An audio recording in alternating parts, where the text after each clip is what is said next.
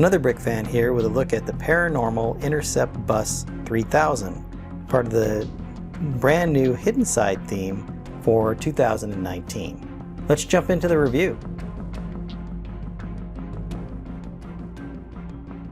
This is set number 70423, was released in August 2019. It has 689 pieces, 6 minifigures, and cost about $60 when it was released. We'll take a look at each of the minifigures individually, but let's start with the main build. My first impression was that the bus was a lot bigger than I originally thought it was going to be. A lot of times I'll get these Lego sets and they look a lot bigger on the box than they do when they're actually built. But in this case, I think it was a little bit of the opposite. This is a much larger model than I expected. It's a really nice build. The color is very good. Looks like a school bus, although with a few enhancements. I like how the red wheels kind of accent off from the yellowish orange coloring of the bus itself. Lots and lots of detail on here. So on the top you can see that we have one of these cannons or devices that removes haunting from the area. The radar dish here, and then which coincidentally has the color selection wheel that interacts with the application, which we will take a look at in a few minutes. So that's a nice feature. There's these nice printed with the silver rounded tiles here on the top that are really nice. There's a station up here which allows a minifigure to be stationed on top of the bus and use the cannon. The cannon also has the color feature here that will interact with the application. So you have the red and green colors here on the cannon. On the side here, we have a door that opens and produces another cannon piece, another weapon of some kind, and then of course the door here to get in and out of the bus. Now with the way it's configured, there's not a lot of room here. There's a wall right here, so you can't walk a minifigure in through here and expect to go to the back of the bus. But we'll get a little bit more into that as we move around the bus. Let's take a look at the front. Lots of details here. These mirrors are done with the paint roller piece and then a 1x2 with a clip. There's lots of lights, so here's the lights up here. I like how they did these X's through the S and the H to make this the cool bus. You see the Newberry High and the license plate down here. Lots of lights up front. Use this nice unicorn horn here as a kind of a decoration on it. And then there is these two stud shooters in the front to take care of the haunted elements inside of Newberry. Moving to the other side, it looks a lot like the first side. However, there's a grill window here, or bar window. There's the ladder that allows them to get up to the roof and use the cannon here. And then once again, this side comes out, and then there's some other kind of detection device, or perhaps a weapon for clearing haunting. There are some nice stickers around the wheel well here, or the rims around the wheels. I like these pieces, and the stickers add a little bit of character to the bus itself.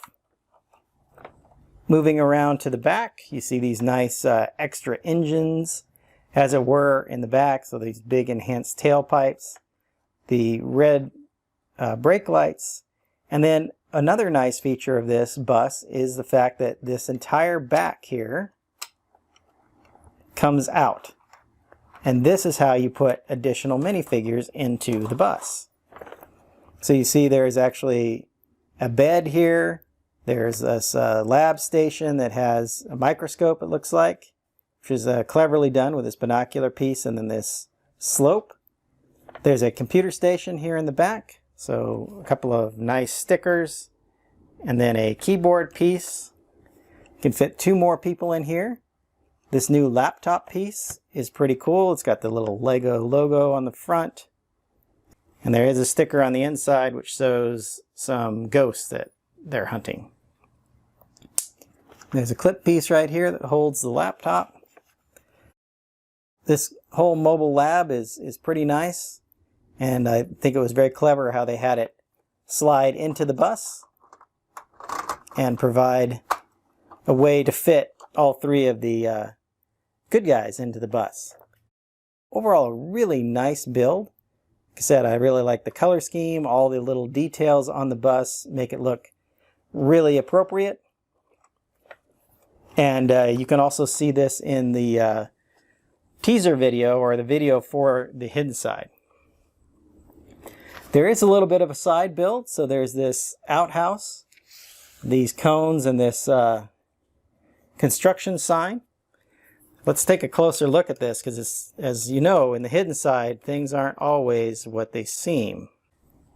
So this outhouse is actually a pretty clever little element in with the set itself. So you can take all of these extra pieces. Here's the construction sign, our cones. We can pop the cones onto the construction sign. And then you see it's got some studs on the top here, so that connects to the outhouse. And then if I flip up these things here, what you see are monster eyes. These are printed pieces on that nice spring green. And then opening it up, you see that there is some teeth. So now my outhouse actually turns into a creature, and it does have the tile shooter inside as well. So this monster can be a little aggressive. So it's pretty interesting how they took an outhouse and turned it into a haunted monster. This is a pretty clever use of the pieces, and actually a kind of an interesting build, the way they put it together. A fun little play feature included with the set. Let's take a look at the minifigures now. This set comes with 6 minifigures, including Jack, Parker, JB, the ghost dog Spencer, and then 2 construction workers. There's Worker Bill and Worker Nana. Let's start with Jack and Parker. Jack is wearing his red jacket in this set. There is also a version of Jack where he's wearing just the white hoodie, but you can see that he's still he still has the hoodie pulled up over him. I still like this dual molded piece. I think it's very nice. Again, the white printing on his torso through the red is a little bit faded, so it looks pinkish to me instead of the pure white color like you see on his hoodie. But the rest of the printing, interestingly enough, is all the nice white color on his jacket. He does have some printing down his leg, particularly on the right leg where you see that chain and bone piece. Parker also has a nice dual molded piece with this yellow kind of stocking cap and then her hair. I like both faces. Parker's got a little bit of character with some freckles on her cheeks there. She also has a very nice printing where she's again wearing a jacket. We've seen her also just wearing her black shirt. She does have the necklace with the P on it, which is a nice little detail, and then some patches on her jacket. The legs are done really well. I like the printing for the pockets, and then the rips around the knees of her jeans is a very nice touch. Moving around, you can see they both have their mobile devices. And then on the back, Jack's got just minimal printing on the back, but Parker continues along with those patches and the different decorations that she's put on her jacket. They both have alternate faces, a more scared expression for both of them. I think Jack looks more scared and Parker looks more concerned, or she seems to be the more level-headed of the two. Once again, nice characters for our main good guys. Let's take a look at the next 2 minifigures. The next 2 include JB, who's our lab teacher, or the one that I believe is building all of these weapons to get rid of the haunting in Newberry. And Spencer, the little ghost dog that helps him out on occasion. JB comes with this new weapon or anti-haunting device, which is done with this nice pink element, and then a nice sparkly trans purple cone piece. Does have a clip which fits her mobile device on the side. Kind of a nice little enhanced ghost hunting device comes with her. I like the printing on JB. This is the same print that as I've seen in a couple of the other sets. Once again, she has this nice dual molded headpiece with the goggles and then her kind of violet purplish hair. I like the Frankenstein print on her t-shirt, and then she's wearing her lab coat as well as some weapons strapped around on her. Spencer is a really cool clear piece that is dual molded again with the clear and the white, and it kind of blends together. As you move around him, you see that it's clear down on the bottom, and then it blends into the white, and then his head is in the pure white color, or solid white. Around the back, you see more weapons or accessories strapped on a JB. She does have an alternate face, which is a little off. There we go. There's her alternate face. Moving around, you see the nice detailing on Spencer, how that white is just kind of interspersed in the clear, which makes for that really cool ghostly effect. Now let's move on to the last two minifigures that come with this set. Here are our last two minifigures. This is Worker Bill and Worker Nana. They both have the face printing with a little bit of dirt on them. Obviously they're working hard. I like the printing there on Worker Bill. He's got the orange vest over a black t-shirt. There's a little bit of a pattern underneath that. Looks like some kind of animal, maybe an iguana or something like that. I'm not so sure. The pants are done really well. There's a nice belt print along the top of the legs, and then there's the riveting for the pockets, and then some dirt on the knees. Both figures have the same legs and leg printing. You obviously see their accessories, so there's a shovel for Worker Bill, and then Worker Nana has the jackhammer. Let's get that out of the way so you can see her torso print. Worker Nana has the orange vest with the belts. It's more closed up than Worker Bill's is, and then there's a little bit of indication of her shirt underneath. As we move around the figures, they actually have different back printing. So it looks like Worker Bill has a patched up vest on the back here with the reflective stripes, and Worker Nana has some additional accessories on her back. Looks like she's got a radio and maybe a canteen or water bottle there in another pocket. Since Bill has the beard and the hat, he doesn't have a alternate face, but Worker Nana does. Again, a more grouchy face or concerned face for her. Two nice face prints for Worker Nana and just the one for Worker Bill. As with all these hidden side sets, there are people that are haunted or possessed in each of them, and these two workers happen to be the ones for this set, so let's put them in their haunted look. Here are our two workers in their haunted look.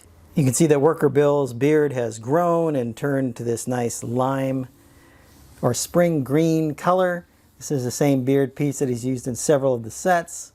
Now the headpiece is again a trans yellowish green or trans light green color.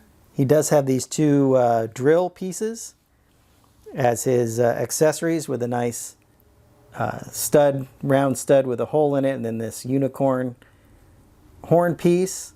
I think those look pretty nice. I love the hair on Worker Nana. This is a really nice hair piece. Lots of detail in it. It's got the clear down below, and then it turns more opaque as it moves up. Really nice. She comes with this spring green pickaxe. Moving around the figures, you can see more of that hair detail on Worker Nana. You see there's a little gap in the back there. The back of the head print is the same on both figures, with this slight detailing here on the back. overall a nice transformation for both of these characters. And it's interesting that they both end up with some weapons per se to attack and continue haunting Newberry. Now that we've looked at all the minifigures, let's go ahead and take a quick look at the AR application. So here's our AR application. I've selected the bus as our play set. First thing we need to do is make sure the set's built, which it is, and then it'll load up this scenario. And we'll say start. Now it says we need to find the bus. And it has to be in a specific orientation, so let's make sure we have the bus configured the way it expects to find it. And then we'll move out and see the bus itself. So here it is. Again, I'm very impressed with the animation that they've done, kind of the opening scene where the set moves through the terrain and then it gets haunted, and then you start into the game, which is where I have to select the color, and it shows you again that the color is selected here on the radar, and then we find the color that it wants. Looks like they always start with yellow, so we find yellow on the radar, and we'll tap on that. Now we scan for gloom, which we found. Looks like there's only one gloom spot, and now it wants us to move to the next colors. But again, I think what's really interesting about this VR app is all of the scenery that you get. With the houses here, roadways. This is the haunted location they're at, the construction site. It's just really detailed, and then you get a lot of movement as well. And we can scan and destroy this gloom that we see here, which earns us points. So lots of things to interact with on the application, and again, I think they did a fantastic job with this application. There's a quick look at the application. I think it's a great way to interact with these new Lego sets, and a really good idea. So let's move back and I'll give you my final thoughts on this set. As I mentioned in the beginning, this set really impressed me. It was a lot larger than I thought. The build has a lot more details than I originally thought by just looking at the box and some of the online images. I'm very impressed with all of the different play features. The nice haunted removing cannon. There's a ton of detail on the front of the bus. Again, these clever little touches like crossing out the S and the H to make it the cool bus, I thought was really fun. The interior that slides out and you have kind of this mobile lab, a mobile interceptor, and then of course the doors that open on the side to reveal additional accessories, ghost fighting or haunting detecting materials and devices. It's a great build, really well thought out, and lots of cool little details. The minifigures are all, so the main protagonists, our heroes, are all all the same kind of figures we got in previous sets, but they're all well done. I like all the dual molded headpieces. So you have the goggles and the purplish hair for JB. Parker has her stocking cap and purple hair, and then of course Jack has his dual molded hoodie and ball cap. Spencer is again part of this set, which is a great figure. I think they did a really good job also with the construction workers, especially in their haunted form. This hairpiece for the female construction worker is just fantastic. And then, of course, you can't deny that the haunted porta potty is just really clever and hilarious. I hope you've enjoyed my thoughts on this set, and I'm going to get started on another video. Until then, happy building. If you found this video useful, hit the like button and subscribe to see more of my content. Click the bell to be alerted when new content is released.